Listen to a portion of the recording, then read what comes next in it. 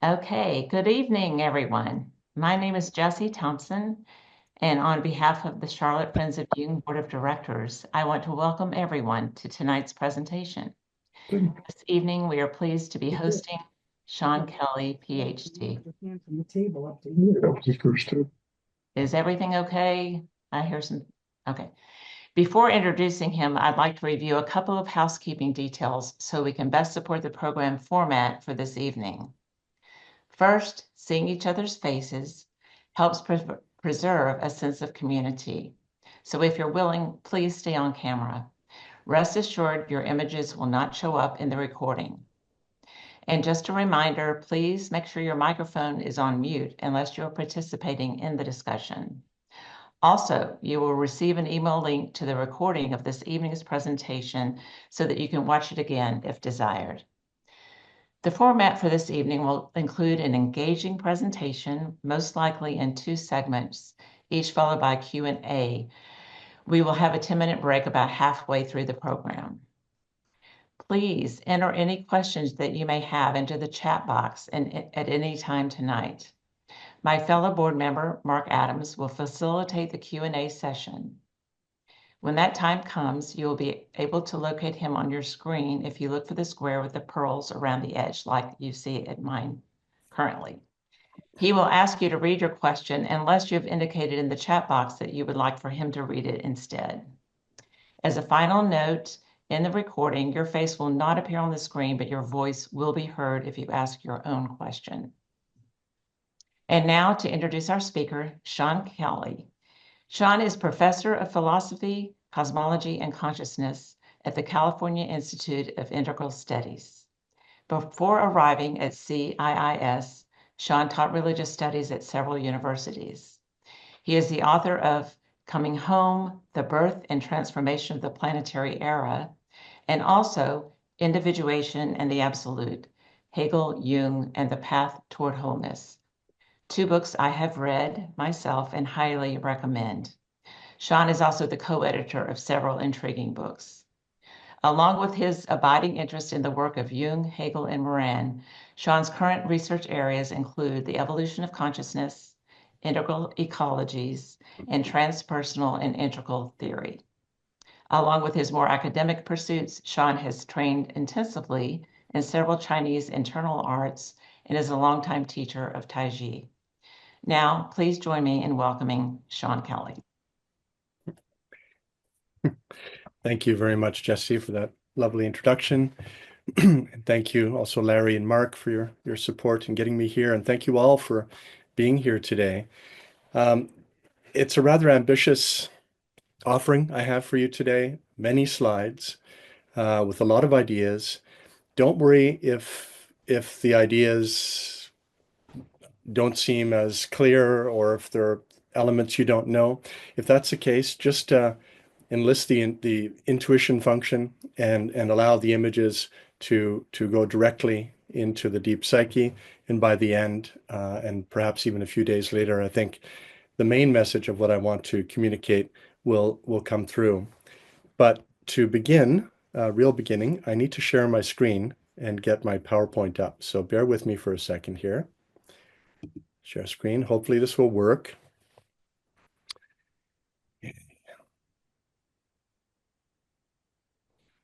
I need, oh, 1 second here.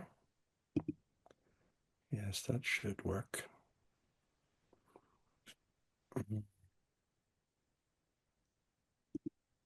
Second. Slideshow. Okay. Now, Larry, can you tell me what you see? I hope you don't see my desktop with Um, We're seeing preview. we're seeing your preview mode. Yeah, we're seeing the you're whole seeing mode. all the other slides. Yes. If you want to use slideshow up above, that might be helpful. Yeah, I'm pretty sure I did that, but let me try this again. I've got slideshow open. I need it so my presenter view is open, and I'm going to instead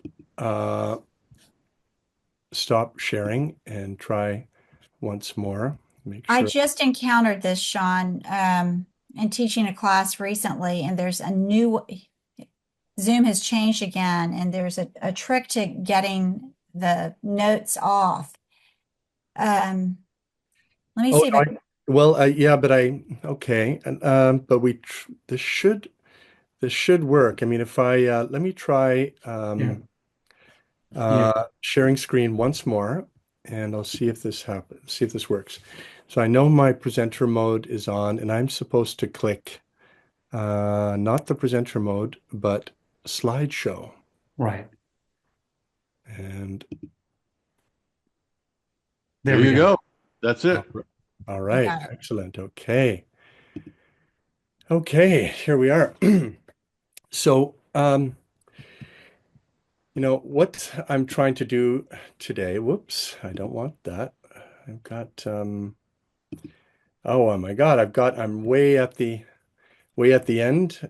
Well, you're getting a preview of the very last slide. Now, here we are. Hopefully you see the title slide now. Okay. Can you confirm that you're only seeing the title slide and not my? Yes, Okay, you've got great. it. All right, excellent. So theoretically, one of the main things I want to do tonight is offer a new reading of Jung's appropriation of the alchemical idea of the Unus Mundus, or the one world, which you may know Jung refers to quite a few times. He develops it, or he refers to it not extensively, but in some detail in Mysterium Conjunctionis, his main work late work on alchemy. But he refers to it occasionally in connection with synchronicity and in other contexts. Now, Jung psychologized Gerhard Dorn's alchemical idea of the Unus Mundus. For Dorn, as far as we can tell, the Unus Mundus was a living symbol of both the ground and the goal of the alchemical process. Now, Jung psychologized this, but the way he interprets the Unus Mundus seems to be in terms of a world of pure potential. The kind you can think of the collective unconscious or the archetypal realm as a realm of pure potential. That's not how I want to read the Unus Mundus. I want to read it, in a sense, more literally as the one world through and in which we have our being. So this world, this planet, Gaia.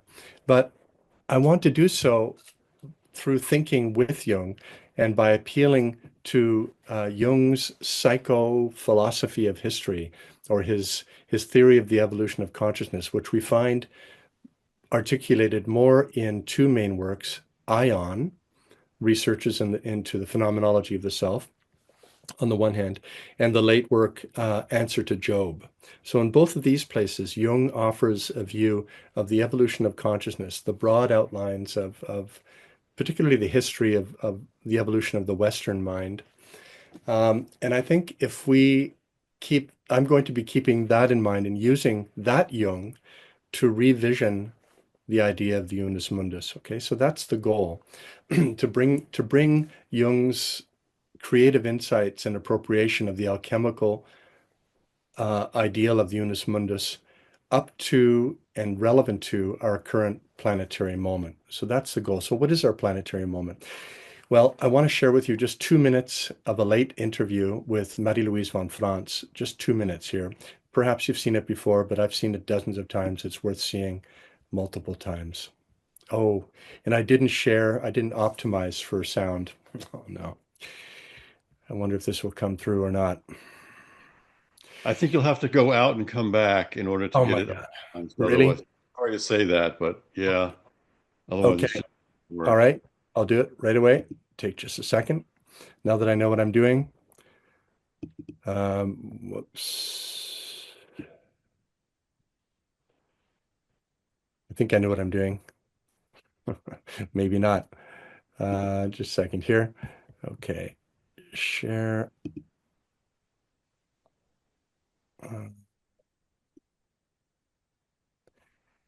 Share screen. Optimize. And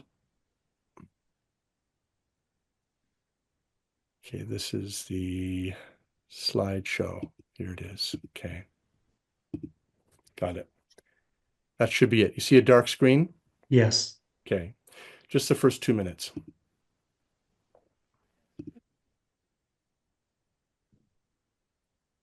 Jung had a vision at the end of his life of a catastrophe. It was a world catastrophe. I don't want to speak much about it. One of his daughters took notes and after his death gave it. And there's a drawing with a line going down, up and down, and underneath is the last 50 years of humanity. And some remarks about a final catastrophe being ahead. But I have only those notes. Mm-hmm. What is your own feeling about it, the world Well, situation? one's whole feeling revolts against this idea. But since I have those notes in a drawer, I don't allow myself to be too optimistic. I think, well, we have always had wars and enormous catastrophes, and I have no more personal fear much about that. I mean, at my age, if you have anyhow soon to go, so or so, egocentrically spoken. But the beauty of all the life, to think that the billions and billions and billions of years of evolution to build up the plants and the animals and the whole beauty of nature, and that man would go out of sheer shadow foolishness and destroy it all. I mean, that our life might go from the planet. And we don't know. On Mars and Venus, there's no life. We don't know if there's any life experiment elsewhere in the galaxies. And we go and destroy this. I think it's so abominable. I try to pray that it may not happen, that a miracle happens.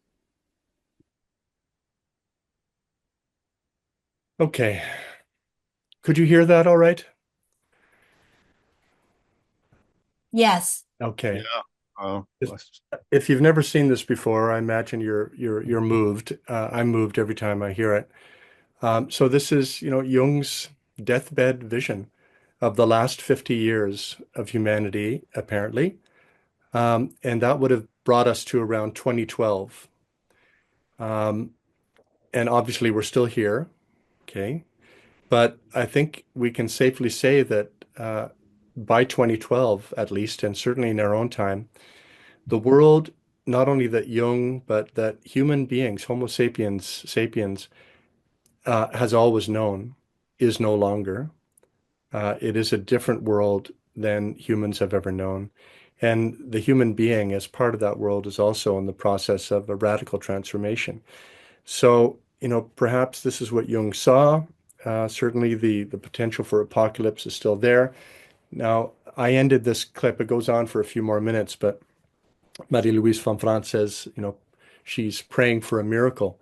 Well, I like to remember, and I hope you will remember with me, that we are already, in a sense, the expression of a miracle, since this is the Earth 4.8 or 4.6 billion years ago, when, really the Earth was a ball of molten rock that had gathered together from just the dust from a prior explosion of a supernova.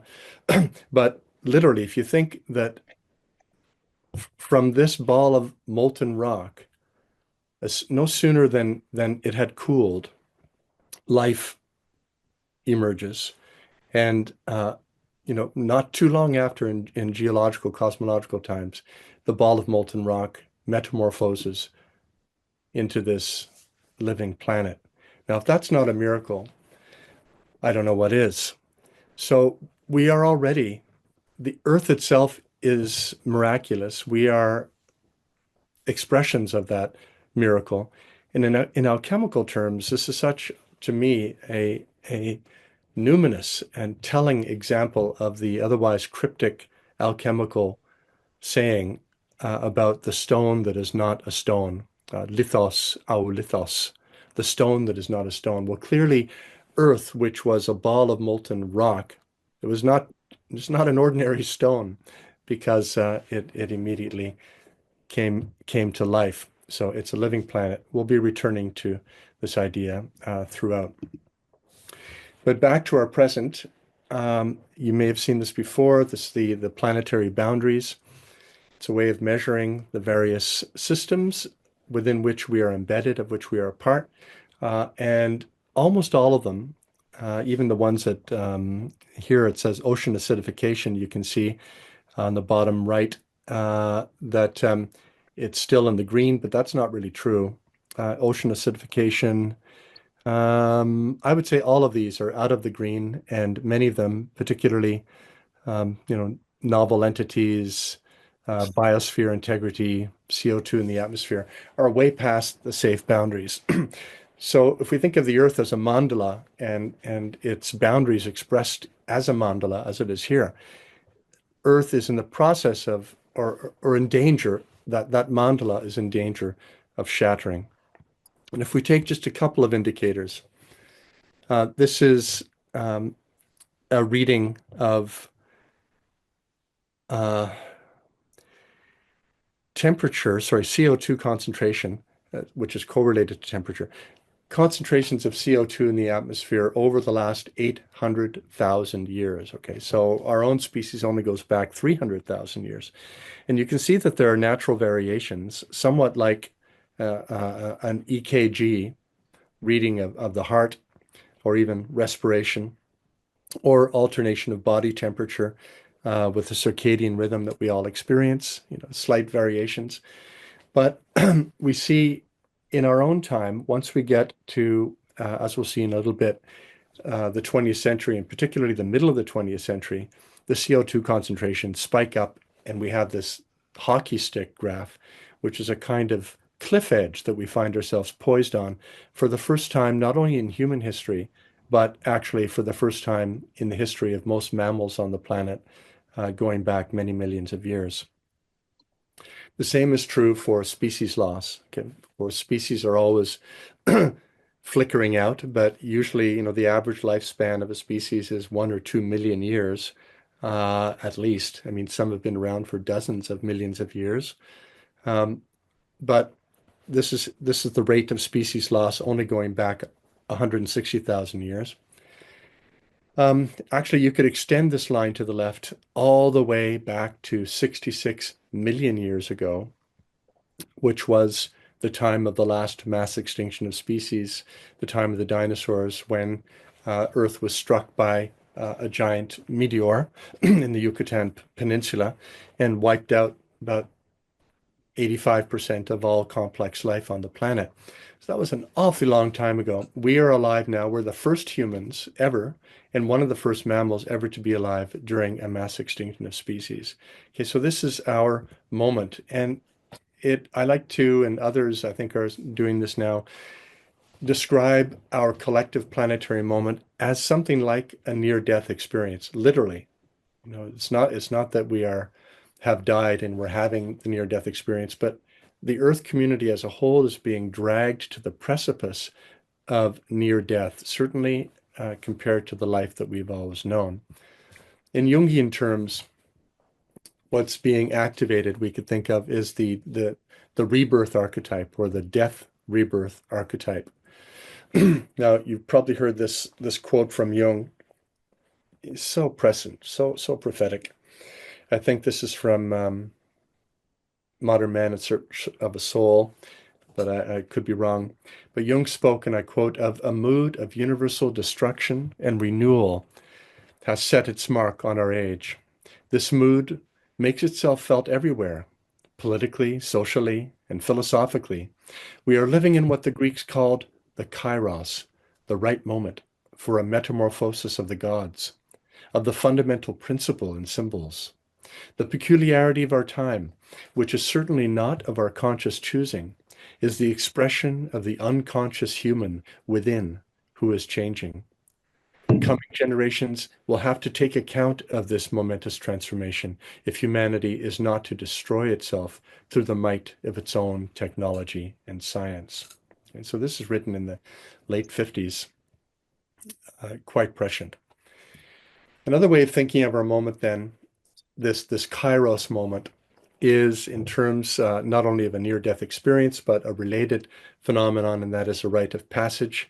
I'm sure you've encountered this. Many people are describing our times now in terms of a rite of passage, where the old identity, the old deep structures that have guided the sense of who we are as human beings, how we've lived in the world, are no longer serving, are in the process of dying. We find ourselves on a threshold, increasingly in a liminal space.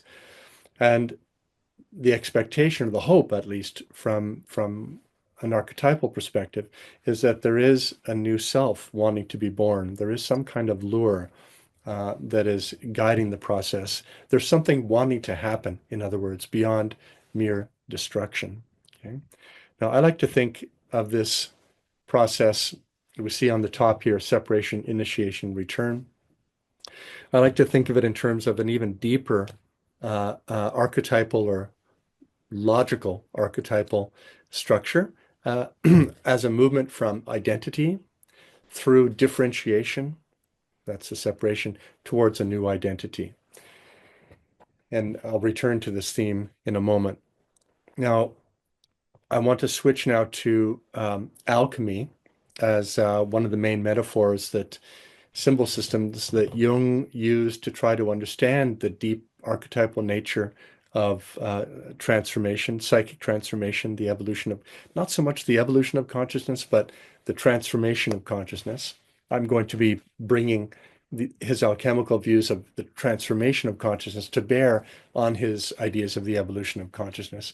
But in terms of just the alchemy as a symbol system of the transformation of consciousness, we see there are many stages of the alchemical process. They all, however, revolve around the two fundamental processes of differentiation and integration.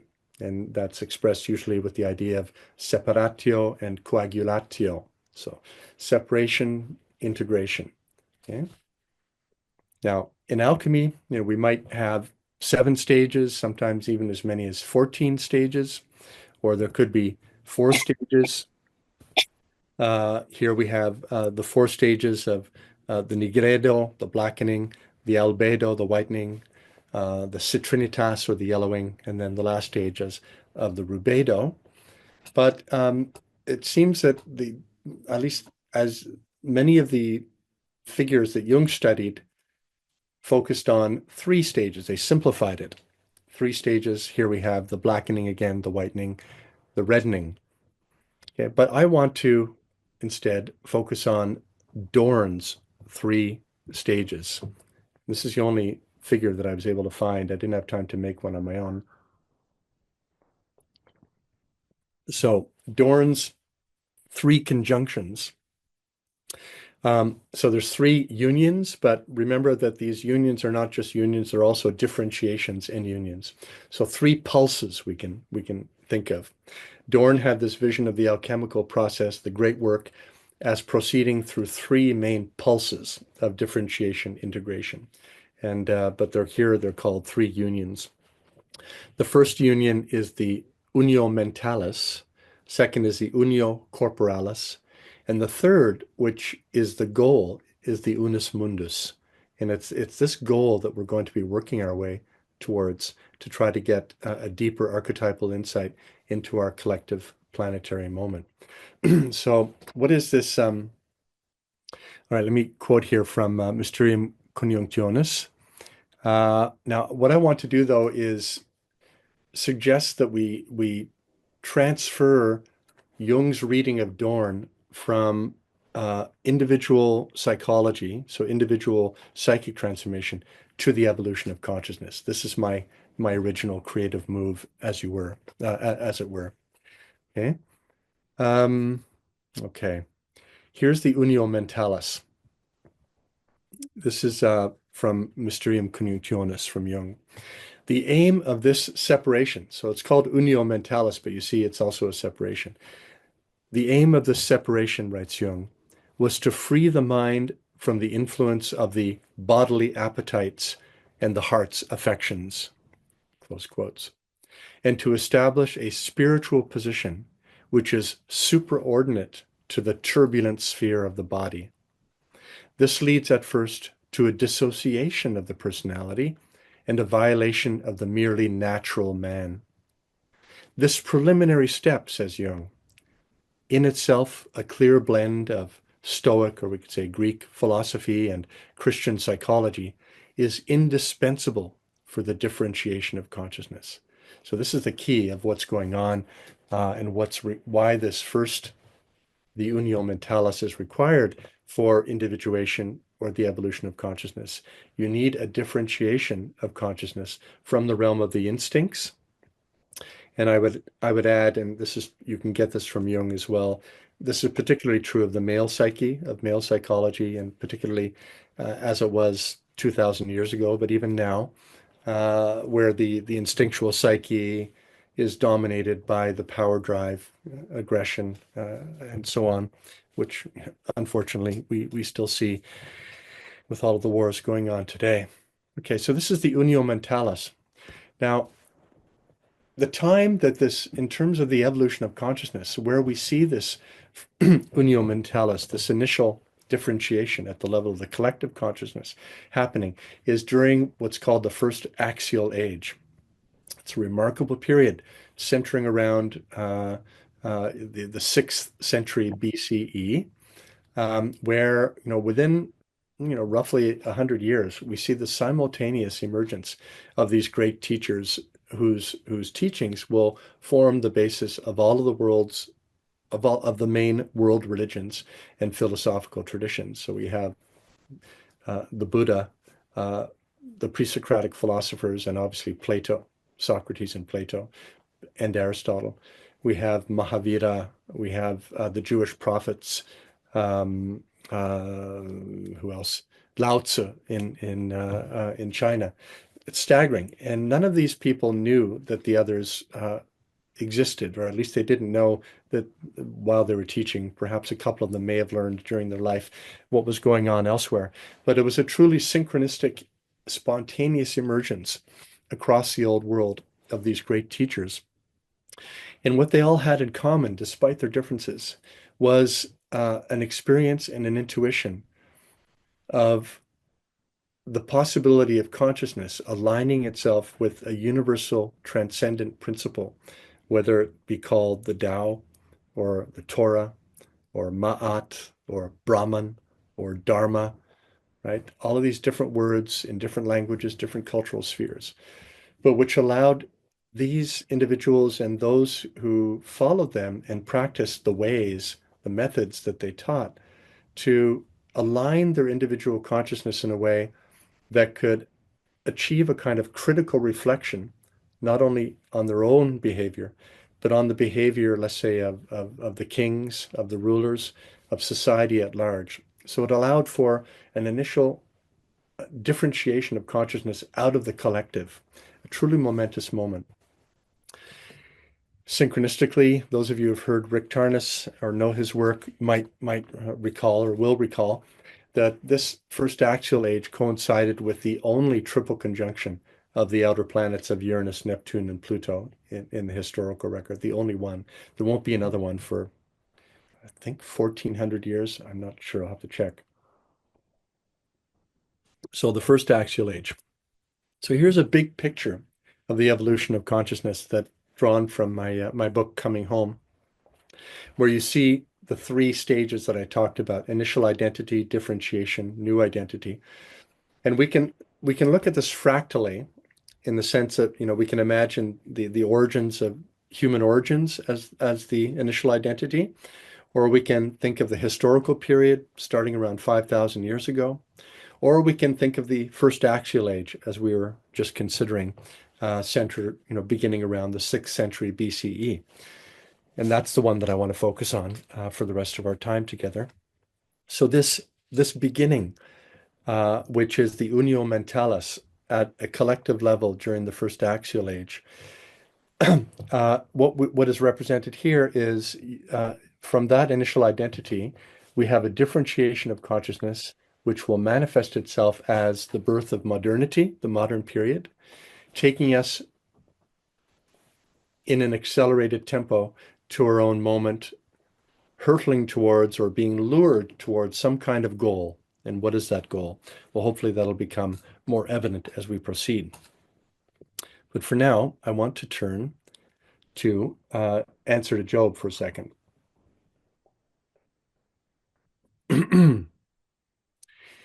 Don't know how many of you have read Answer to Job, but Jung points to this text and the encounter between the human and the divine that it represents as signaling a key moment in the evolution of consciousness. And it's this same moment, it's this axial moment of the differentiation of human consciousness, in some individuals at least, out of the collective.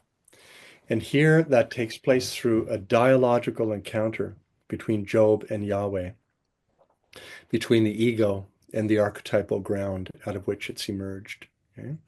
If you know the story of Job, you'll know that he endures unimaginable suffering, holds his ground in face of a paradoxical deity who is being assisted in his work by Satan. So Satan at this point is still a member of the heavenly host, seems to have easy access to heaven, sitting side by side with Yahweh, having a conversation, and Yahweh giving Satan permission to torment Job. So we have this contrast then between a paradoxical, almost pre-ethical Godhead on the one hand, and a human being who has managed to develop an ethical consciousness, who can hold fast to a universal principle of the good, despite whatever is happening in the external world.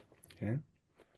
Now, Jung points out in Answer to Job that while not long after this encounter between Job and Yahweh, you get other texts being written, apocalyptic texts, and particularly the books of Ezekiel and the book of Enoch. And in both of these books, you have the prophet having a vision of the Godhead. And Jung finds the descriptions of the Godhead very revealing because they take the form of a mandala, of wheels within wheels. And not only that, but there's this mysterious or otherwise mysterious term that comes up, the Son of Man, that is correlated with this vision of the Godhead as a mandala.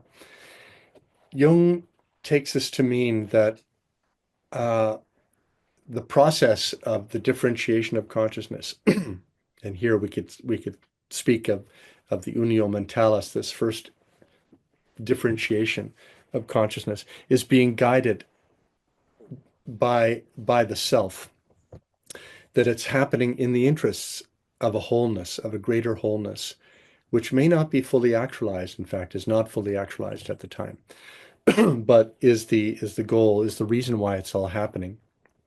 Okay? So you may recall that Jung says in his reading of these texts that the God image, whether it's Yahweh or the Tao or various mandalas, the God image is phenomenologically indistinguishable from images of the self, how the self appears in the dream, for instance. They are both images of totality. They suggest the highest value. This is just a German diagram of the self. And the thing to see here is that the deep structure of the self, as Jung defines it, is not only a totality, but is a complexio oppositorum, a weaving together of opposites, here particularly of conscious and unconscious, or the ego and the archetypal realm, but also the personal and the collective, the inner and the outer, and so on.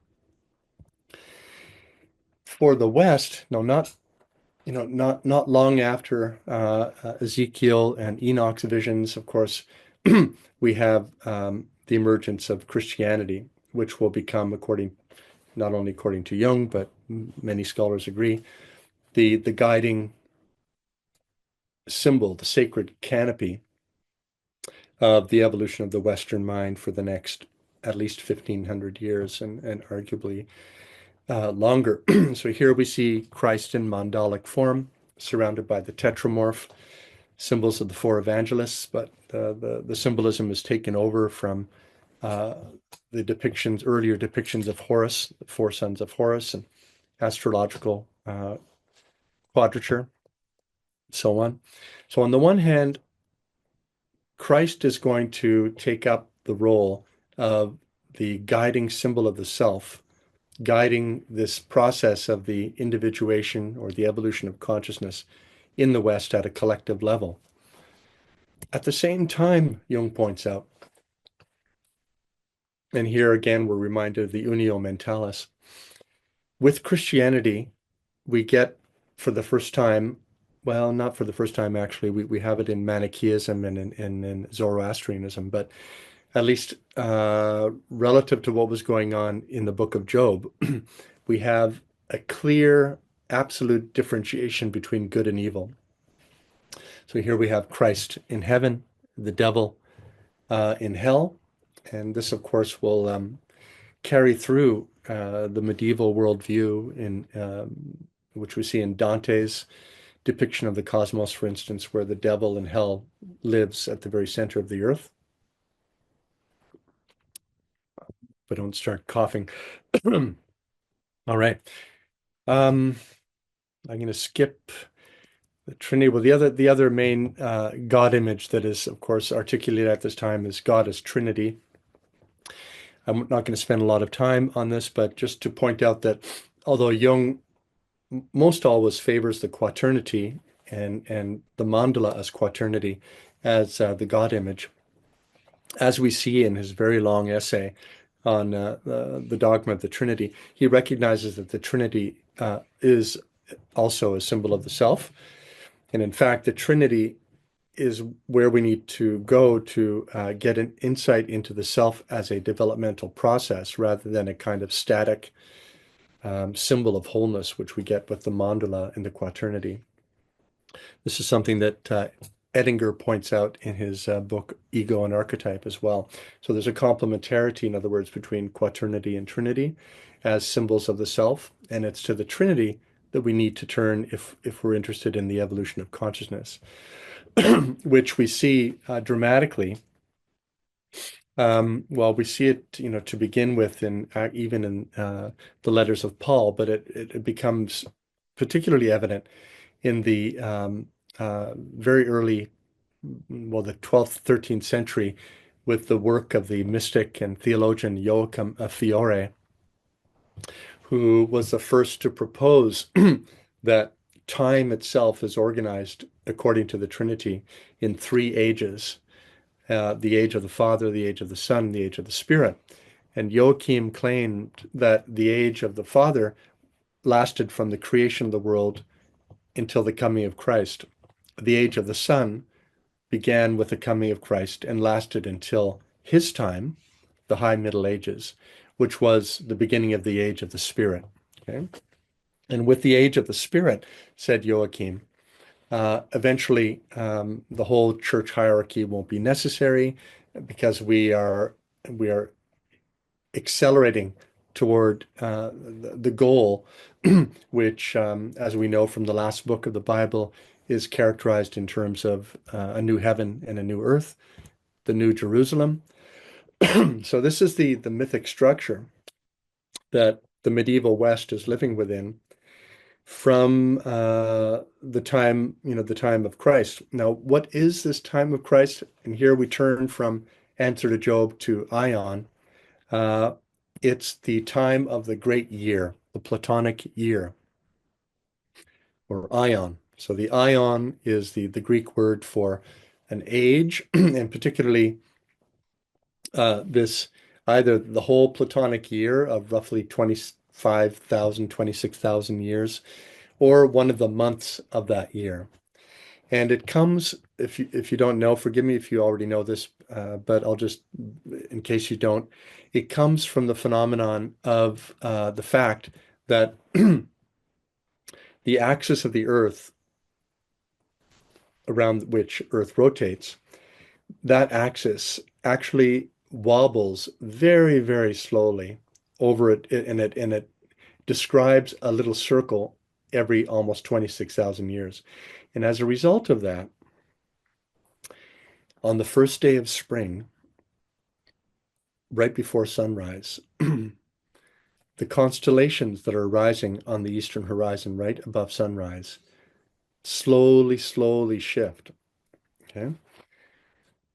At the time of Christ, it was the sign of Pisces that was rising just before dawn on the first day of spring. Now, however, 2,000 years later, we've gone through one of these Platonic months. The spring point has shifted. This is the so-called precession of the equinox. And now it's no longer Pisces, but it is Aquarius that is rising on the first day of spring. But 2,000 years ago, it was Pisces. And synchronistically, with the sign of the fishes, as Jung points out in Ion in the chapter on the sign of the fishes, there were so many synchronistic associations around Christ with the fish. To begin with, the Greek word for fish, ictus, the letters spell the basic creed, namely, Jesu Christos Theos Huios Soter, or Jesus Christ, Son of God, Savior, right? Now, we still see this fish symbol, of course, on cars for people who are perhaps evangelical Christians.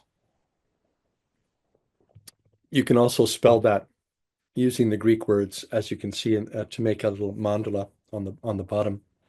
So that's one interesting synchronicity. Obviously, the disciples were fishermen. But in terms of the astrology, the sign of the fishes, Jung points out that over the 2,000-year period of precession, while the spring point is moving through the sign of Pisces, it first has to go through the vertical fish before passing the ligature between them, and then on to the second fish. So for the first 1,000 years, roughly, of the Christian Ion, the last 2,000 years, it's the vertical fish. This is the Unio Mentalis. And it culminates at the high Middle Ages with the building of the cathedrals, where stone itself lifts itself up to the heavens, the spires pointing to heaven, and with a concern for the afterlife and the rise of the church and so on. But then the second 1,000-year period is the time of the second fish, the horizontal fish. This is the beginning of the Unio Corporalis. Yeah? This is just a diagram showing various historical events correlated with the passage of the two fishes. Okay, so kind of summarize so far. We have the axial age, which we can think of alchemically in terms of the unio mentalis, that differentiation of consciousness out of the collective, out of the participation mystique of with the archetypal realm. And for the first, that's for the first 1,000 years. Starting in the 12th century around, beginning of the Unio Corporalis. This is how Jung describes the Unio Corporalis from Mysterium Conjunctionis. The reuniting of the spiritual position with the body obviously means that the insights gained through the previous 1,000 years of the Unio Mentalis should be made real. An insight might just as well remain in abeyance if it is simply not used. The second stage of conjunction, therefore, the Unio Corporalis, consists in making a reality of the man, the human, who has acquired some knowledge of his paradoxical wholeness. Okay, so the key insight here is making real that which had been developed through this 1,000-year schooling of the Unio Mentalis. Okay. Now, I want to guide you through just a series of just stunningly beautiful images that show the same evolution from the Unio Mentalis through the Unio Corporalis, but through the lens of the core Christian symbol of incarnation. Okay? Because incarnation, of course, is, as Jung reads it in Answer to Job, is what it means in Jungian terms is individuation, the incarnation of the self, right? In the Christian mythos or sacred story, that incarnation begins with the Annunciation, okay? With the descent of the Holy Spirit into the womb of Mary, the descent of the transcendent Logos that was revealed during the Axial Age, the descent of that of eternity into time, of the Logos into flesh. Okay, this is an early,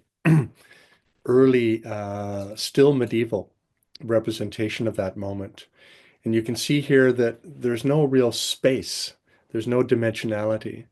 The physicality is not. It hasn't been unfolded yet.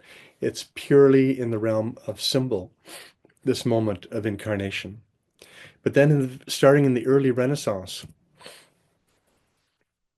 with this this image from Fra Angelico, we now see a little bit of perspective, a little bit of depth behind the Virgin and Gabriel. On the left, of course, we see Adam and Eve having been expelled from the garden. They can no longer stay in their mystical participation with the realm of the archetypes. Their need, we can't stop the differentiation, the evolution of consciousness. The Spirit of God in the form of a beam of light is entering Mary. You can see the dove floating on that beam of light as well. All right, just a little while after, still during the late Renaissance and early Baroque period, the same moment now, okay? We don't see the transcendent beam anymore. What we do see is space. We see matter. We see the angel now is clearly being played by a person, although the wings are still visible. But the folds of the curtains, the cushions, you can see everything is real now. Matter has taken on actual substance in a three-dimensional form. Unio corporalis. It's a later depiction where Mary is now just an ordinary woman who is being visited by, we don't know what, some kind of light. And finally, this is a postmodern Annunciation. There's absolutely nothing transcendent here. You can see that the role of the beam of light is now being played by this tube, which is going from her belly button, passing around her neck, back into the womb. Yeah? And this sort of suggests actually the alchemical pelican or retort, where there's an ongoing circulation in the alchemical retort. Okay, so what does this mean? Well, to me, what it means. Also, look at the, like, on the one hand, it's shocking, but it's also strangely beautiful. The matter is decaying. The walls it's this chipped old paint. It's in some abandoned place, but this is where the Annunciation, the incarnation, is happening, or we might say that it's actually already happened. Right? There is no above anymore. There's just the below. So this might be a good place to pause for a little bit, because next what I want to do is carry the same moment through, go from this religious symbolism to the same evolution from Unio through the Unio Corporalis and then towards the Unus Mundus, focusing on the evolution of our consciousness of Earth. So let me stop here for a second and see if there are any questions or comments before we take a break. Yeah, and again, if you want to make a question, you can throw it in the chat box and I can read it out, or I'll offer you to read it out too.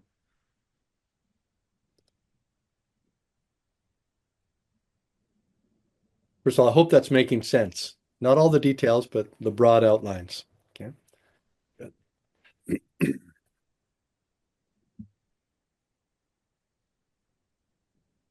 Give people a chance to kind of think and write a little bit, but Yep. Take your time.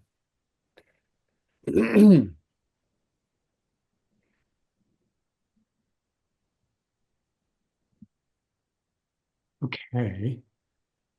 Okay, this is a question, straightforward. Could we get the names of the paintings and artists? Yes, I will. I thought I mean, I have them on, my, uh, where I store them on my computer, but when I moved them into the PowerPoint, the names didn't stay. So I can't click the info for each of the images. So what I'll do is I will gather them and send them to you, Jesse, and maybe you can share them with people afterwards. I know one of them's Fra Angelico. I've forgotten the names of the others, but I do have them, and we'll share them. I can send them out when I send the link to the YouTube Great. after. That'd be great. And that question was from Jennifer. She says, thank you. Anybody else?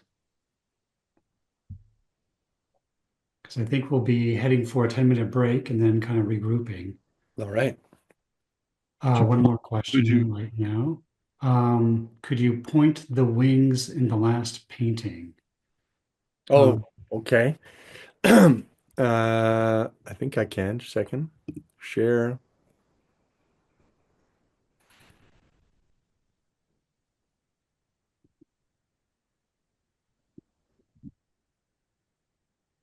Do you see the full screen? Not my screen. Yes, we do. Yeah. Okay. We go back. But you can't see can you see my cursor? Yes. Yes. Oh, you can. Good. All right. Here are the wings. Do you see? Yes. Oh, okay. They're brown? Yeah, I think so. I mean, I think they're wings. I've always assumed they're wings. Okay. Thank you. Because if you compare it to the curtains here, it's just curtains. And whoops.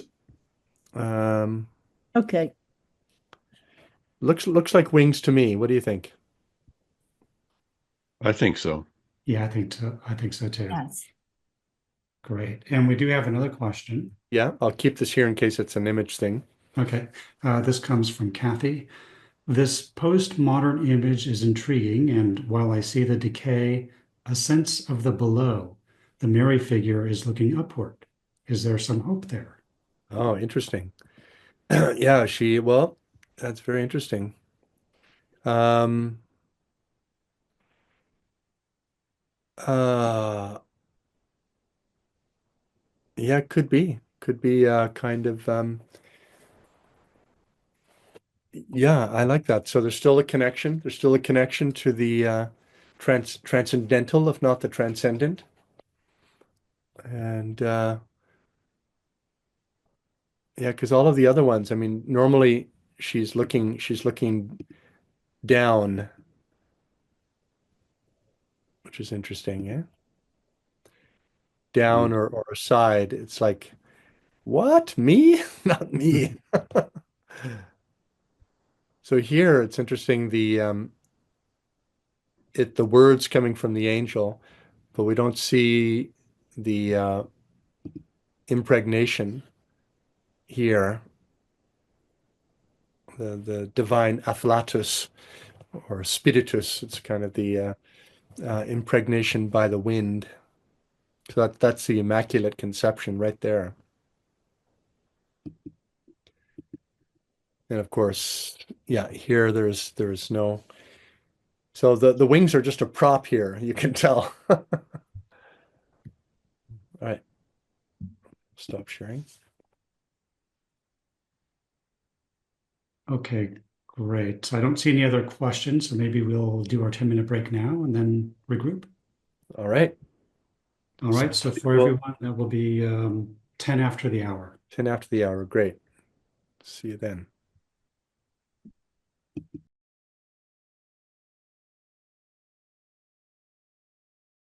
Shall we begin? Okay. Once again, share screen. Hopefully it'll work.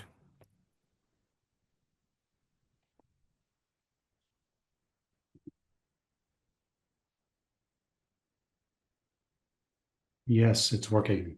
Great.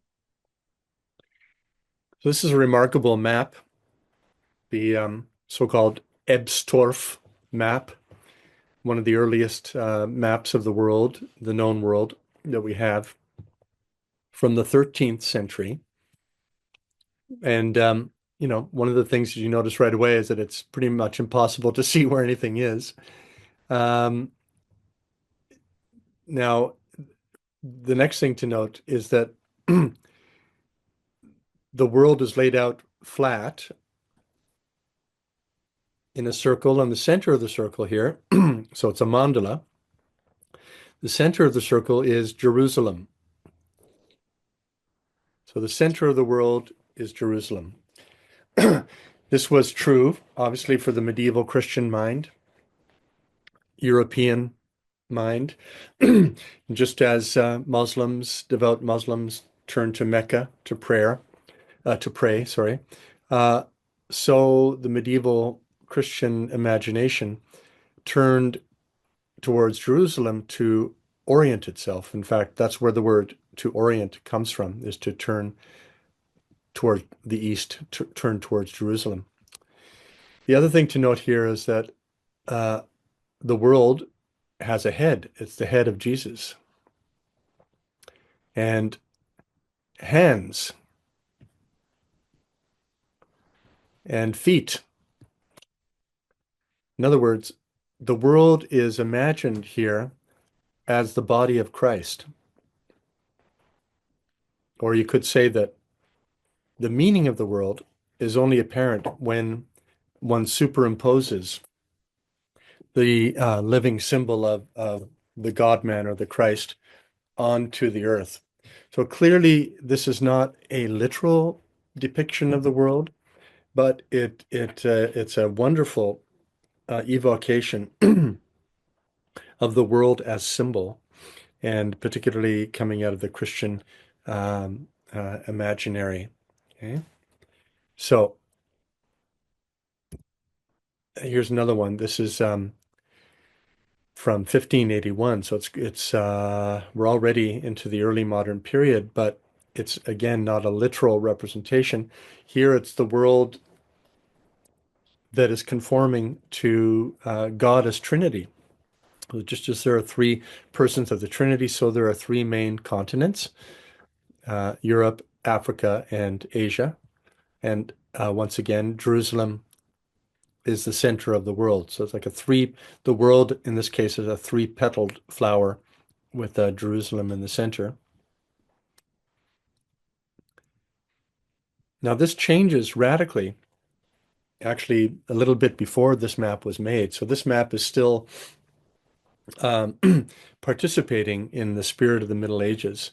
But, at about this time, beginning in the the late 1500s, of course, with the first circumnavigation of the planet, but then increasingly through the 16th, 17th, and 18th centuries, where you have the colonial powers to begin with, Portugal and Spain, but then England and France, who will build their ships, and for the first time in the history of the human species, there will be individuals who have the embodied experience that the world is actually a world, is a globe.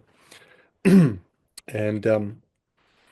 this is one, probably the most concrete indication that we have now entered what Edgar Morin, one of my main mentors, Edgar Morin, calls the planetary era, otherwise known as the modern period.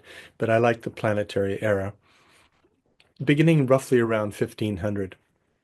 So this shows you all of the roots of trade, including, of course, the slave trade. So we need to remind ourselves. I need to remind myself every time that these voyages of discovery were simultaneous voyages of conquest, of trading not only of goods but of human beings as well.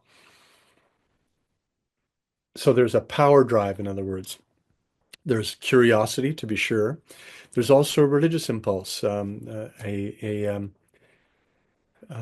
a big biography I was reading, and again, I can't remember the author's name now, who demonstrates convincingly that Christopher Columbus was motivated primarily by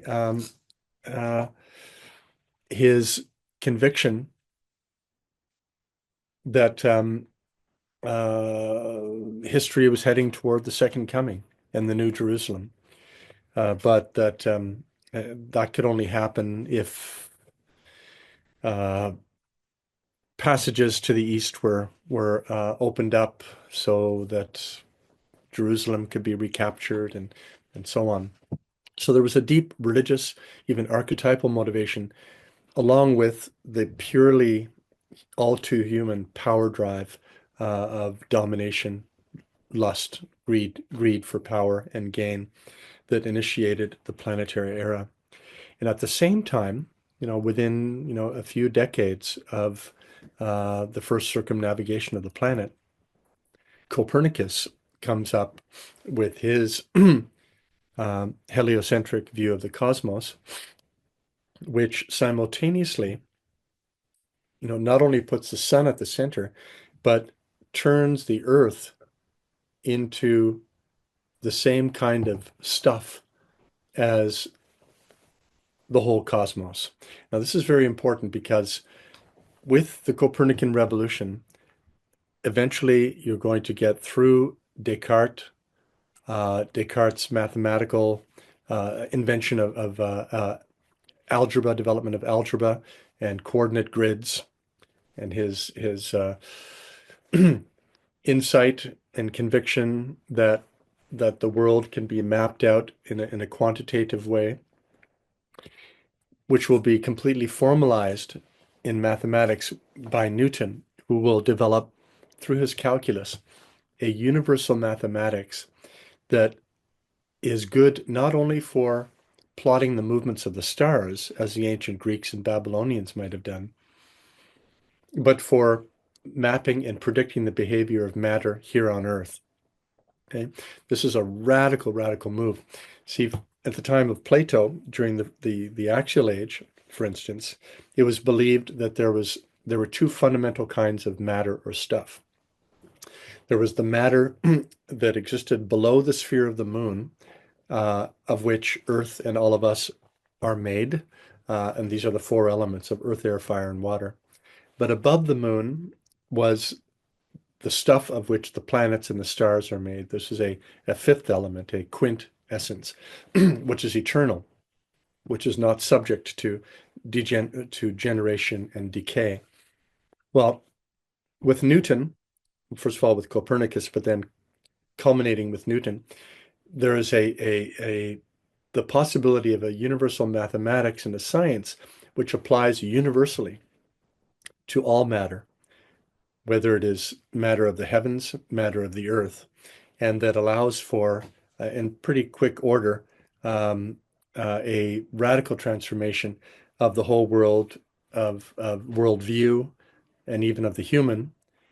In practical terms, it allows for an accurate mapping of the earth, and with the development of with this mathematics is going to facilitate the emergence of new technologies, military technologies, more accurate cannon, ballistic trajectories and so on, but also eventually the Industrial Revolution in fairly quick order. Okay, so starting with the Copernican revolution, then formalized by Newton, makes possible this radically new relationship to the material realm. So this we can think of as in many ways the culmination, or at least the beginning of the culmination of the Unio Corporalis, where now human attention is no longer vertically oriented towards the heavens, toward the afterlife, towards salvation, toward this glorious symbolic realm, but purely to the horizontal realm of the here and now, to matter which can be quantified, controlled, dominated, and so on. And that, of course, leads to a restructuring of the planet, eventually with the political revolutions, the French Revolution and American Revolution, but particularly the French Revolution and the other revolutions to follow, the whole Napoleonic sweep across Europe, which will catalyze the emergence of the various nation states, which, through yoked as they are to the industrial paradigm, the Industrial Revolution, take the human project and the Earth along with it, along a path leading to the atomic age. So 1945, this is not the bomb of 1945. This is actually it's actually a depiction of a hydrogen bomb. It's not a real picture, but which is many thousands of times more powerful than the first bombs of 1945.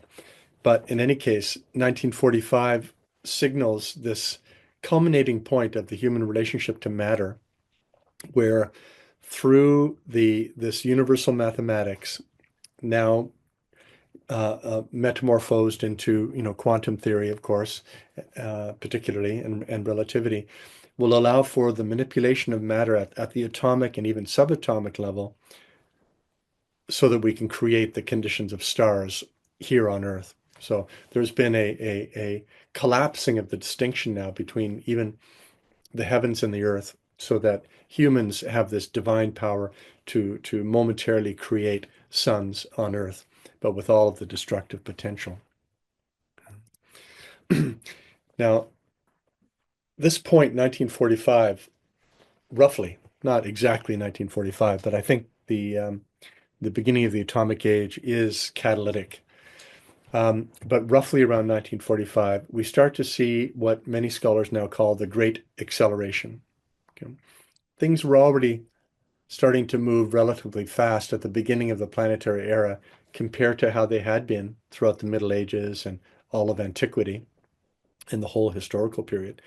But starting around 1945, the pace of change, of technological innovation, of human population, of the moving of Earth, of the transformation of habitats, of I'll point it out here, Earth system trends, so carbon dioxide levels. See, the inflection point here is around 1945, where it starts to go up in that hockey stick graph.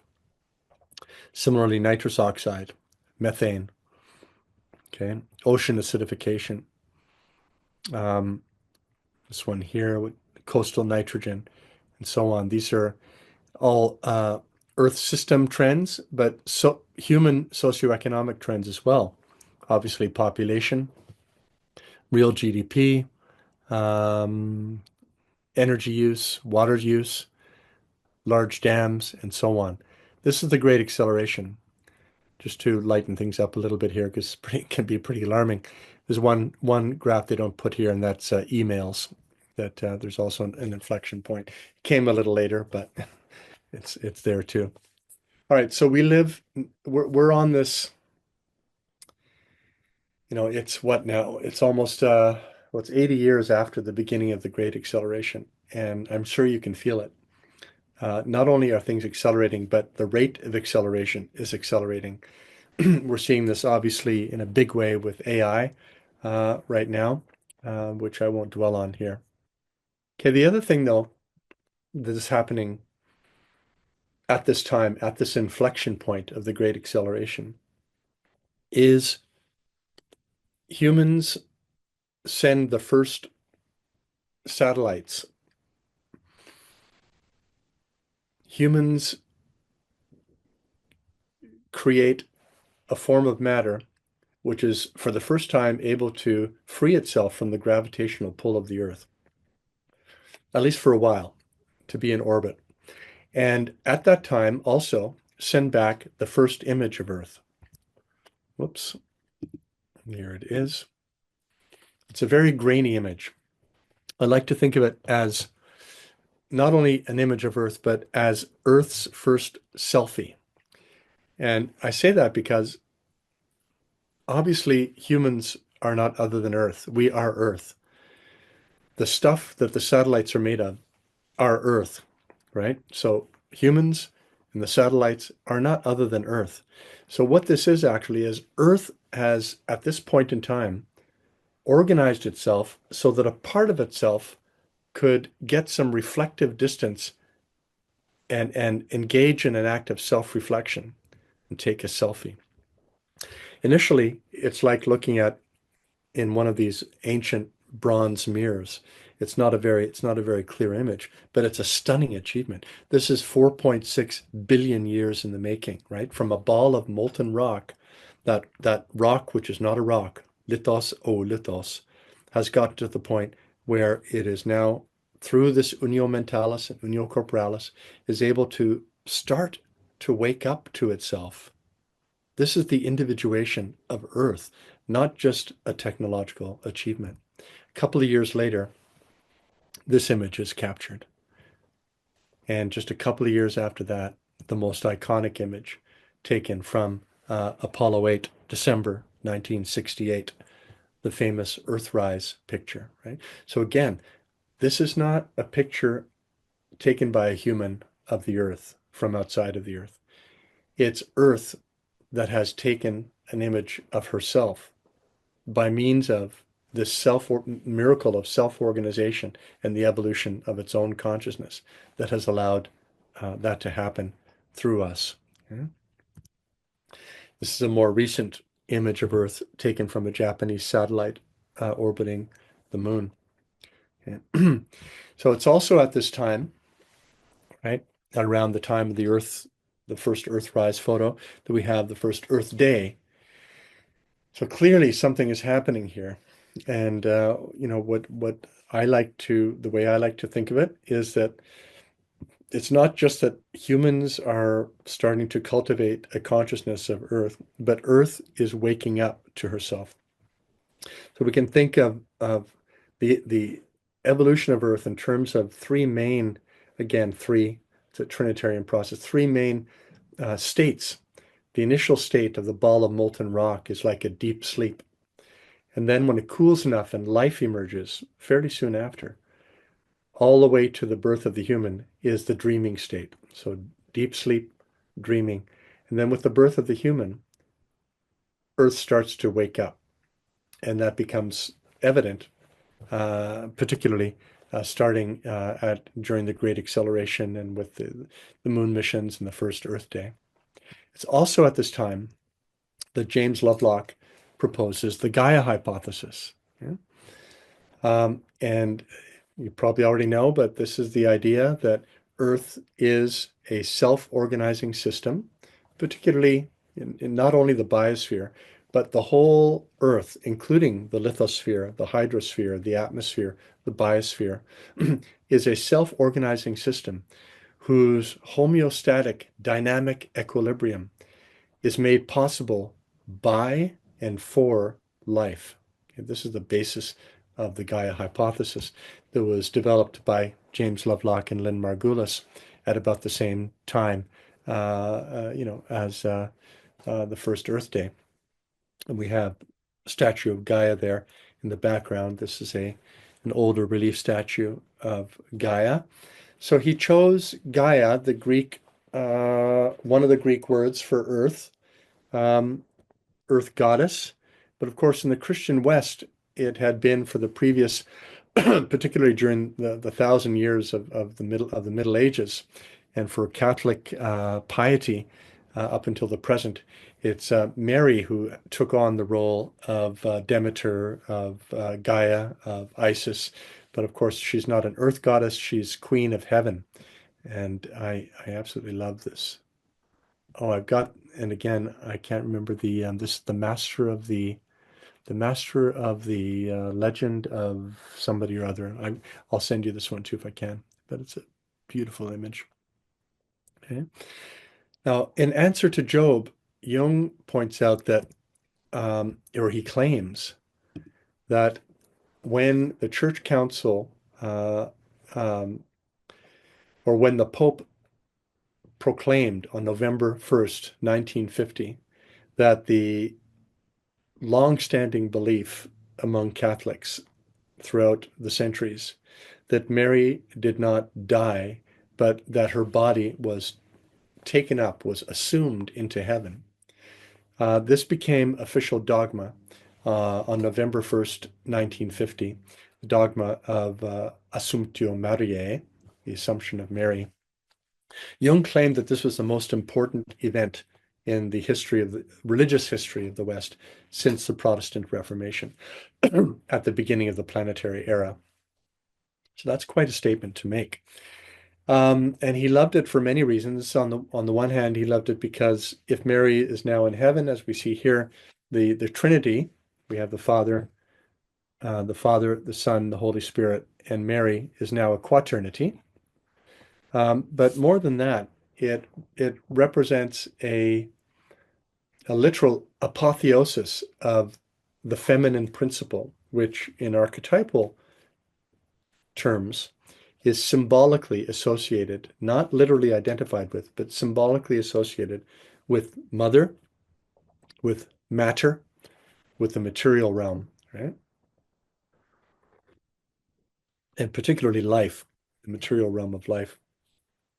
So this is the Assumption of Mary that is happening at about the same time as well. But I want to return, though, to Gaia theory. And, the Lovelock, for Lovelock and particularly Margulis, Gaia theory is a scientific theory. First of all, it was a hypothesis, but then it became a scientific theory. In New Age circles and popular culture, it's become more than that, but also in the hands of dearly departed Stephen Harding, such a beautiful soul who just passed away, who worked very closely with Lovelock. Stephen worked on his own version of Gaia theory, which could be called a more holistic or integral or enchanted Gaia theory, which brings together the science with the more archetypal dimension, recognizing, honoring that Earth is not only a system, but Earth has a soul, the anima mundi, which means you could say that Earth is actually a subject, not just an object. Okay?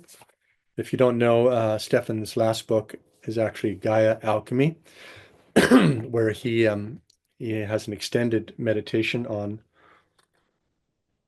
the resonances between alchemical symbolisms and Gaia theory as he conceives of it. I encourage you to read it.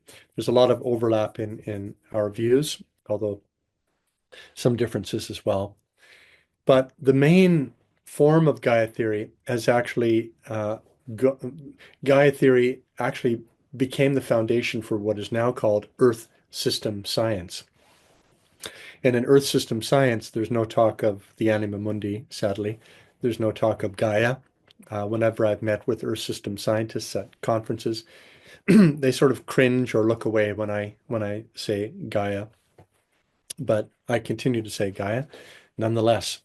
But Earth system science is a noble, extremely important, fascinating, multidiscipline, interdiscipline that is giving us, real-time knowledge of Earth as a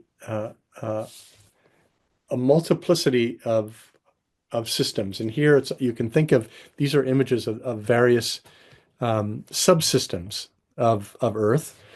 And it's somewhat like as though, if we go in to get imaging done, for whatever reason, this is the kind of imaging that we're able to get of Earth now. So it's not a selfie from space, but it's a very detailed rising into consciousness of the physical nature of Earth. And what it has revealed is another main transformation in our time, and that is a shift from this older view where we have the Earth conceived of as various spheres. So we have the lithosphere of rocks, atmosphere, ice sphere, cryosphere, hydrosphere, and the biosphere, and the human as just one member of the biotic community. Okay, this is how, well, deep ecology even thinks of the human in relationship to the various spheres, and how most scientists thought of the human relative to the rest of the Earth system until fairly recently. But that's no longer adequate because the human has become a sphere in its own right. It's more accurate now to think of the human as constituting its own sphere, the anthroposphere. So remember that Epstorf map where the figure of Christ or Earth is, the figure of Christ is superimposed on Earth. Similarly here, we have the anthroposphere, which is literally interpenetrating every other sphere. We've radically and pragmatically speaking, permanently changed the chemical composition of all of the other spheres and are interacting with them in mostly destructive ways, of course. And this has given rise, as I'm sure you already know, to the idea that we have entered a new geological age, that of the Anthropocene. See? The prior geological age, which began with the extinction of the dinosaurs, the last mass extinction of species 66 million years ago, is ending in our time. And although there's no universal agreement among geologists, I am among those who say that yes, we are in a new geological age. Whether or not it will be called the Anthropocene in the end, or a different term, I have proposed my own term, which is more aspirational as the Gaianthropocene, to point to not only the fact that the human has become a dominant and destructive influence on a planetary scale, but that Earth and human are now inseparable partners, co-participants in a superordinate totality, which is emerging in our own time. So it's still Earth, it's still the human, but the age is I'm proposing to call it the Gaianthropocene. I'm going to skip this image here, which is not a literal picture, but an artist depiction of the many satellites. Well, I guess I won't skip it. I'll just say a few words. The thousands of satellites now circling the planet, which enable everything from our GPS, our telecommunications, all of these self-perceptions on the part of Gaia are being facilitated by these bits of Gaia that she, through us, has put into space to allow for this ongoing self-perception. Okay. Now, of course, Teilhard de Chardin, in the middle of the 20th century, coined this term noosphere to describe the consciousness dimension of the anthroposphere, of the human sphere that had encircled the planet in his time and more evidently so in our own time. So we can think of the noosphere as along the lines of how we might distinguish, let's say, between the ego and the collective unconscious in terms of Jung's model of the psyche. Well, think of the planet as a whole. The collective unconscious would be the anima mundi. It's the deeper psyche, the deeper soul dimension of the planet. But there is also now differentiated out of the anima mundi a Weltgeist, a world spirit, which is a kind of ego that some people call the noosphere, the sphere of mind or consciousness, that is a relatively autonomous sphere now that we are communicating actually by virtue of which we are communicating together now. This is an emergent property of our time, of the Gaianthropos scene that we are living in now. Now, I want to conclude with the idea that in our time as well, and this is an idea that was first proposed by Thomas Berry, taken up by his colleague Ewart Cousins in a book called Christ of the 21st Century, where Ewart Cousins proposed that we are now in a second axial age. Right? So remember the first axial age beginning around 500 BCE. Well, we are now in a second axial age. And this is how Ewart Cousins described the second axial age.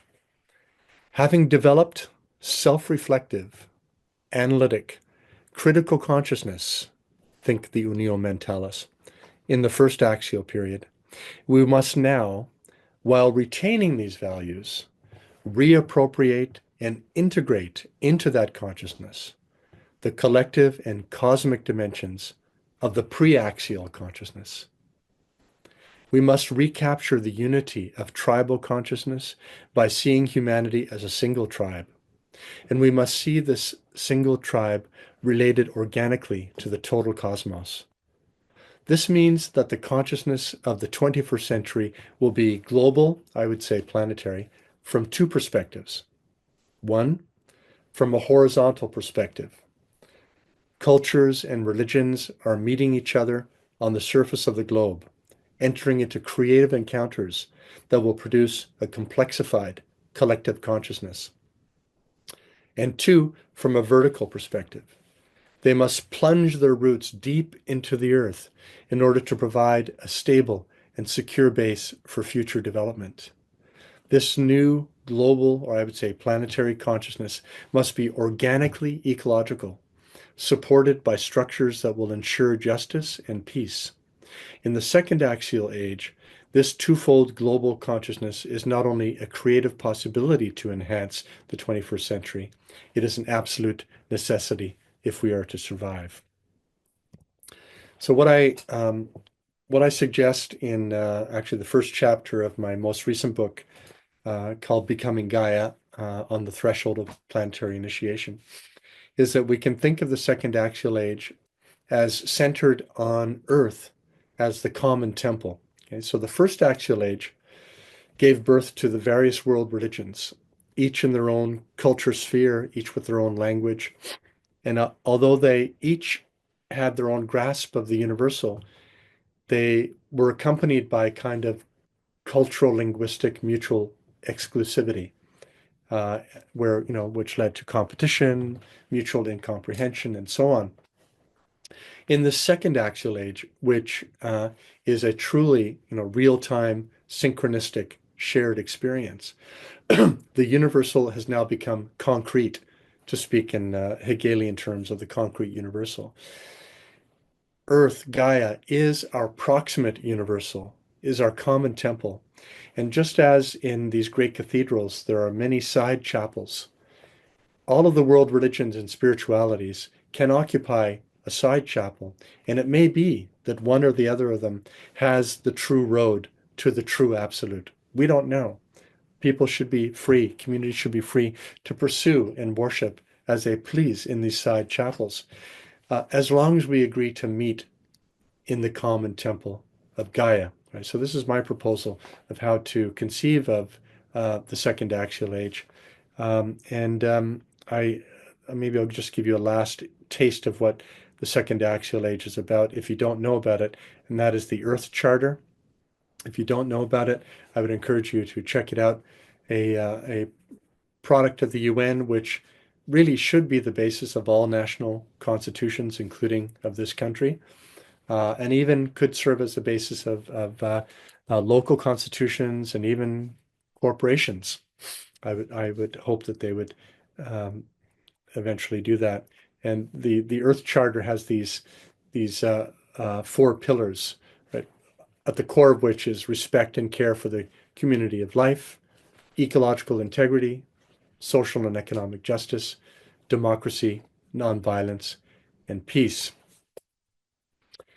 Okay, so, I could say more. This is a summary chart of heading. Obviously, the second axial age is how I'm reading the Unus Mundus. Okay, so maybe here's a final quote from Jung, maybe to help justify my reading of the Unus Mundus. Jung writes, if a union is to take place between opposites, like spirit and matter, conscious and unconscious, bright and dark, and so on, it will happen in a third thing, which represents not a compromise, but something new. Just as for the alchemists, the cosmic strife of the elements was composed by the lithos ou litho, the stone that is no stone, by a transcendental unity that could be described only in paradoxes. Right, so I'm suggesting that the Unus Mundus be described or be thought of not as a realm of mere potential, but along the lines of Jung's understanding of the self, which is the goal of individuation, the self, which is a weaving together of opposites, individual and collective, inner and outer. And this is just a proposal of how we might see Earth organized along those lines, according to those principles. So I'll just let these images wash over you to suggest where we're heading. It's the woman clothed with the sun, birthing the new being, a new human striving to be born, a new earth, something altogether new and perhaps unimaginable, unthinkable from where we sit, but something that I believe has been luring us is what is really wanting to happen. Whether or not it happens completely here on Earth this time around, I don't know, but such is my view of the deeper meaning of the Unus Mundus. Thank you. Thank you, Sean. And just want to remind people, if you have a question, please enter that into the chat session. And we do have a question I'll start out with here. This is from Bob.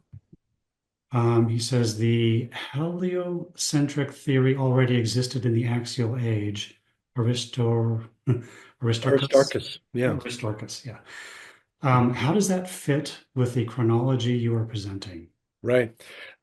Yes, there was a this genius Aristarchus had this image of sun being the center, but Copernicus and then finally with Newton came up with a mathematical formalism to describe it. So yeah, the insight was there early on. I don't know if you're familiar with Gebser's work, Jean Gebser.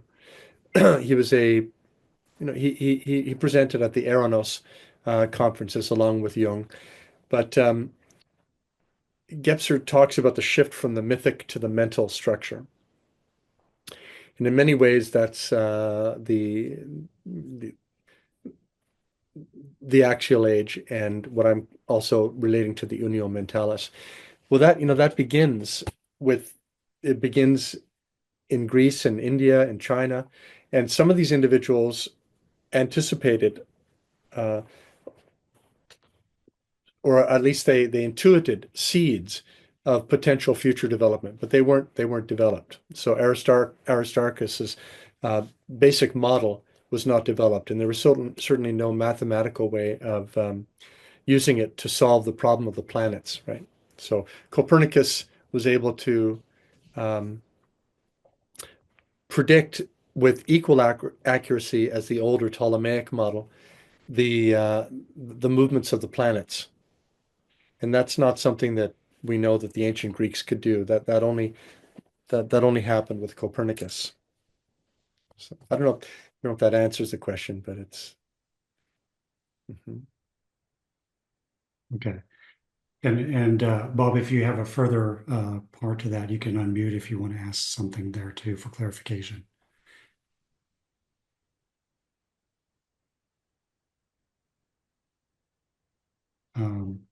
So he says, thank you. Oh, okay. Yeah. Yes. This is Bob. Yeah.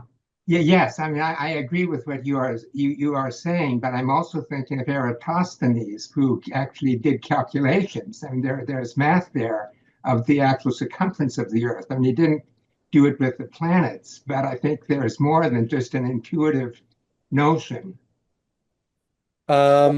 Yes, but I believe that Aristarchus and Eratosthenes, along with Aristotle and all of the ancient Greeks, believed that there was a fundamental difference between these two kinds of matter. That was one obstacle.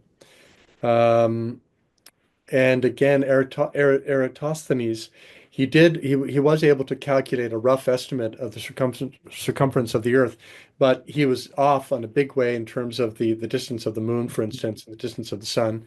And as far as I know, was not involved in calculating accurate positions of the planets. Mhm. Yeah. So it was really the problem. Like you could calculate the movements of the stars because they move in perfect circles, but at a regular rate. But the planets, if you track the movements of the planets, they move and then they slow down and they stop and then they go backwards for a while and then they move again. So the planets are the so-called wanderers. Planetes means a wanderer. They were the wandering stars. And this was a big problem for the ancient Greeks because the planets, like the other stars, should have been moving in perfect circles because they were made of that same stuff above the moon, right? So this is the so-called problem of the planets. And it Yeah. doesn't get solved until Copernicus and Kepler, actually. Yeah. Thank you. Welcome. Yeah, Rick Tarnas talks about this beautifully in Passion of the Western Mind. I have a question I'll just bring Yeah, up Mark. as people are thinking. I actually did recently see Richard Tarnas, and he mentioned something about kind of where we were going in the future, and he kind of had this split of the human beings in kind of two different dimensions there. One, seeing the totality of where we've gone and incorporating that into where we're going, that unus mundus, and then the other not. And I'm just wondering, is that something that resonates for you as well? And are we kind of at a danger zone of these two combative kind of or conflicting views? That's a great question, Mark. Well,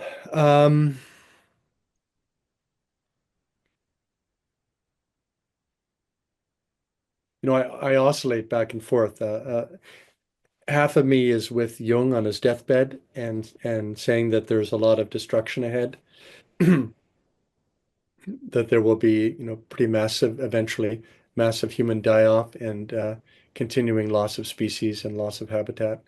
But I do believe that humans, I don't think humans will go extinct in the short or middle term. And I do believe it's still possible for some kind of regenerative culture, if not industrial civilization, but regenerative culture to eventually flourish on the other side. But I do think that there are times of trouble, increasing trouble ahead, um, which is all the more important for this vision of a regenerative Gaianthropic, Earth, as I'm calling it, or ecological civilization to be cultivated, because these will be the seeds that are carried through the initiatory threshold that those who are alive then will be able to cultivate to grow something new. But yeah, so I'm not optimistic in the short or the middle term. Um, it's such a complicated issue. I also, if you believe in, I don't know what all of your beliefs are. If you believe in an afterlife, if you believe in reincarnation, if you believe in life on other planets, and it gets very complex. But I'm not a techno optimist, put it that way. I don't think AI is going to solve all of our problems. I think it may indeed solve a lot of interesting technological issues, but um, rough seas ahead. Yeah. Thank you. I'm just looking. Okay, Marilyn, did you have a question you want to ask? You're on mute right now. Let's take you off there. I was a student of Thomas Berry at Fordham many years ago, and he did write a poem that is a very hopeful poem. I don't know if you want to hear it, but Oh, please. this is from his book, The Dream of the Earth. And he says, the basic mood of the future might well be one of confidence in the continuing revelation that takes place in and through Earth. If the dynamics of the universe from the beginning shaped the course of the heavens, lighted the sun, and formed Earth, if this same dynamism brought forth the continents and seas and atmosphere, if it awakened life in the primordial cell and then brought into being the unnumbered variety of living beings, and finally brought us into being and guided us safely through the turbulent centuries, there is reason to believe that this same guiding process is precisely what has awakened in us our present understanding of ourselves and our relation to this stupendous process. Sensitized to such guidance from the very structure and functioning of the universe, we can have confidence in the future that awaits the human venture. Well, may it be so. Right. If you're my current, not only thinking, but my current heart-mind position relative to this question, I've given my best shot in the last chapter of my book, Becoming Gaia, if you're curious. And the way I look at it, and this is for my own life too, like I realize that, like all of us, I could be gone in a minute. I'm 68 now. My father died like that when he was 40. Even if I live another 10, 20 years, I know that in retrospect, it'll just be that, right? So I have to come to terms with, what does that mean for me? When I contemplate this threshold that I'm increasingly moving towards at an accelerating rate. By all accounts of those who have had near-death experiences, the whole life is present as a whole. The whole life is present in that moment. And it's almost like, the ancient Egyptian being in front of Osiris and the scales, the scales are there. And did I what? Is the love that I've given, is the kindness that I've given, does it outweigh the rest? That's the only question for me, right, in my own personal life. If I transpose that to the life of the planet, if Gaia wanted humans to emerge, one question will be, well, why? What did Gaia want to do through us? And has she done it perhaps already? Like, did Gaia want to wake up? Did Gaia want to be able to create beauty, to experience love? Well, she has. So even if an asteroid hits us and it's all over, that could happen at any time. Even when in a few billion years the sun expands and burns off the atmosphere, Earth will perish. Like everything that lives, Earth will perish. Will it be all right? Just as we will have to ask that question in our own passing. Is it all right? Do we bless, and are we blessed by blessing or not?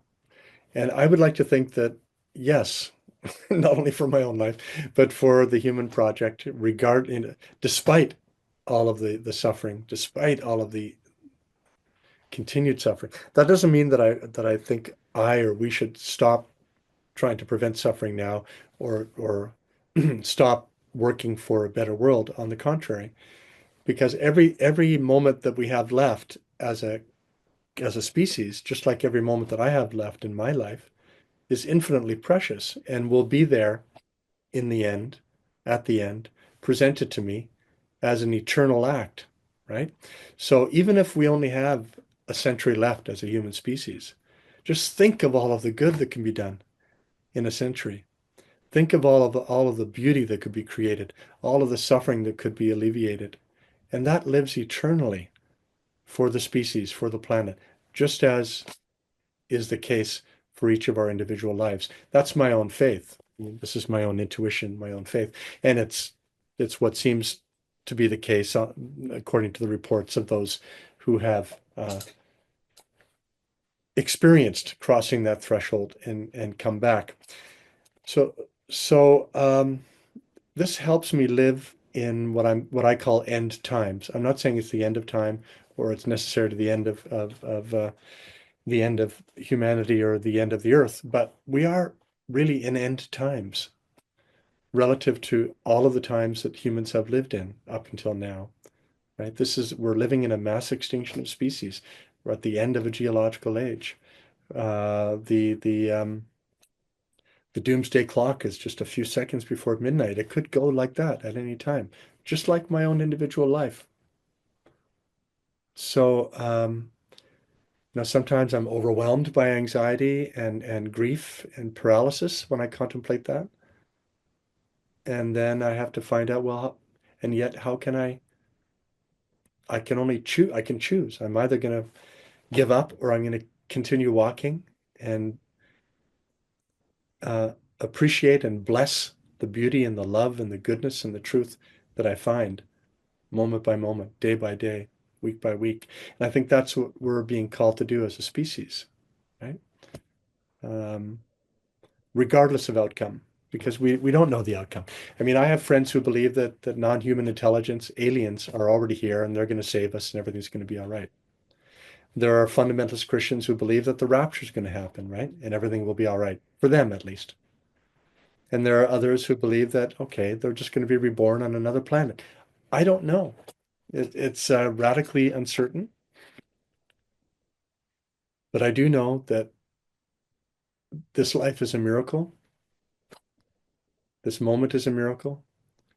And every moment of relative freedom from pain where I can appreciate beauty and truth and goodness is an incalculable gift.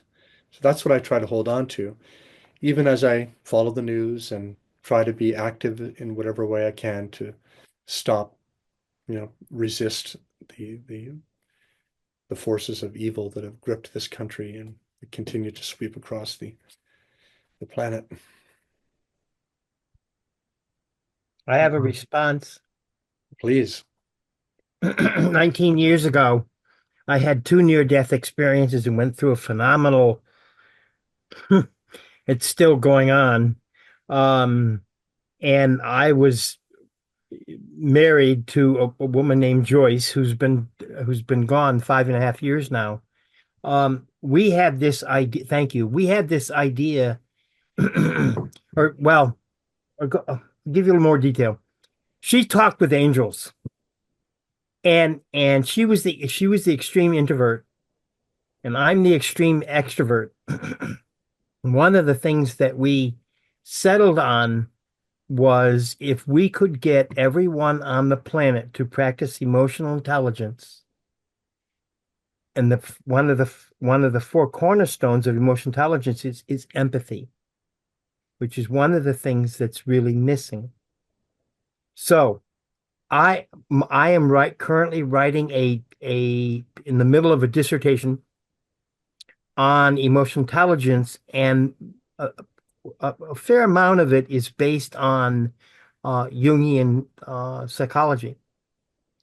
So I am hopeful that we will come through this with a lot of pain and a lot of suffering and whatever, which is going on now. So what I'm saying is there I see a future for us as humanity based on a number of things that I think are going to happen. And end of my little insert here. Thank you, Glenn.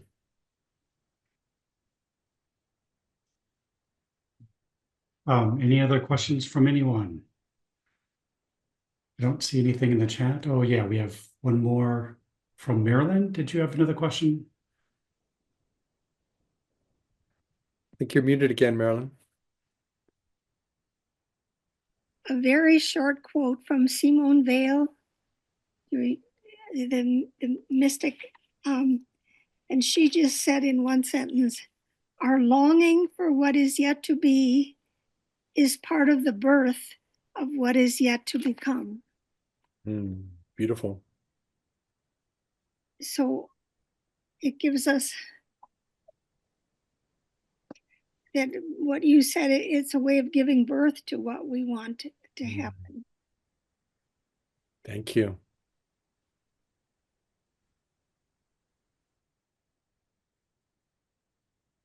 Right, I think we can wrap this up if there's no more questions. All right. Jesse, did you want to say a few words? Yes, I want to thank you, Sean, for a very inspiring, beautiful presentation. It was very moving. It's hard not to get depressed, but at the same time, I think we have to keep hope. And I'll just leave off by saying, may we all plant seeds for a better world and give our hearts to the beauty that surrounds us and the hope for the grandchildren. So, and I also want to thank everyone for coming. This is our last program of the season, actually, and we thank our members for participating this year. Please stay tuned for the announcement this summer of our 2025-26 season, which promises to be another fascinating one. We're going to mix things up next year with a couple of Sunday afternoon Zoom events, one with Rick Tarnas and another with Glenn Slater. We're also featuring an in-person tango weekend with our board, led by our board members, Wendy Balconi and Mark Adams. Also, we're planning on some events focused on dream work. So hope to see all of you then, and good night, everyone. Thanks for being here. Thank you for coming. Thank you for being the beautiful seeds that you are in this world. Thank you, Sean. Thank It was you a fabulous so much. program. Really quite thought-provoking. It's going to stay with me quite a while. Hugs all the way around. Yes. Yes. Can Thank you. connect Cheryl. hands like this, what I do with my students. Feel your hands like that. Thank you. Thank you, Thank Sean. you, Sean. Thank you. Bye-bye. Bye. Bye, everybody.